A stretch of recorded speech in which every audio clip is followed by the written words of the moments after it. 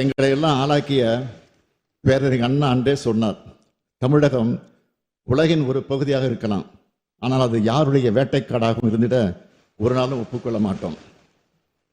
சுயாட்சி என்பது எங்கள் பிறப்புரிமை. இதனை தடுக்கவோ தகர்க்கவோ எவருக்கும் உரிமை இல்லை. இது எங்கள் போர் முழக்கம் என்று அண்ணா முழங்கினார்.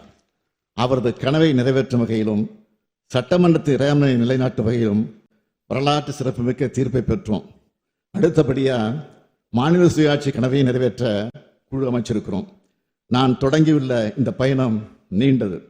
முதலமைச்சராக 5வது ஆண்டில் அடியெடுத்து வைக்கும் இந்த வேளையில் இந்த மன்றத்தில் நின்று உறுதியோடு சொல்றேன், என் பயணம் தொடரும்.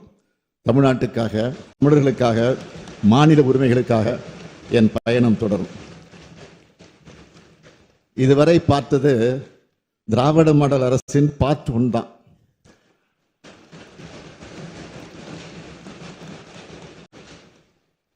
இதுவரை பார்த்தது திராவிட மாடல் அரசின் பார்ட் 1 தான். 2026 வெர்ஷன் 2.2 லோடிங். அதில் இன்னும் சாதனைகளை படைப்போம். தமிழ்நாடு வரலாறு படைக்கும். வாழ்க தமிழ், வெல்க தமிழ்நாடு.